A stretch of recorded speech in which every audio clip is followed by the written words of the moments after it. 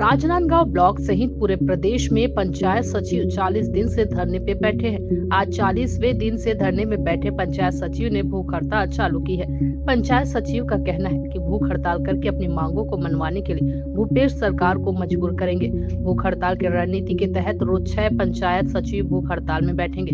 जिले जिले में कुल 100 से अधिक पंचायत सचिव भूख हड़ताल में बैठे हैं। पंचायत सचिवों की मुख्य मांग दो वर्ष के बाद परिवीक्षा अवधि समाप्त होने पर पंचायत सचिव का नियमितीकरण किया जाए। पखानजोर से विप्लव कुंडू की रिपोर्ट।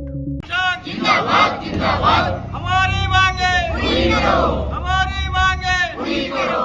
हम अपना अधिकार मांगते हैं, हम अपना अधिकार मांगते हैं। आज सचिव यहाँ पर क्रमिक भूख हड़ताल पर बैठे हैं, क्या कारण?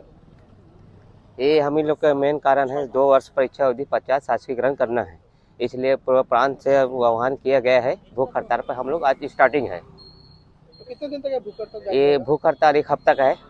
अल्टीमीडियम के अनुसार 1 हफ्ता का रखा गया है और इसमें 6 लोग बैठे हैं। उसके बाद आगे और रणनीति बनेगा प्रांत से आदेश आने के बाद।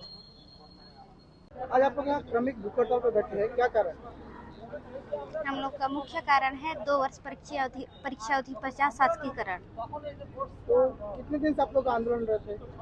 हम लोगों का आंदोलन अभी 40 दिन हो गया है, अभी तक मांगे पूरी नहीं नहीं हुई है।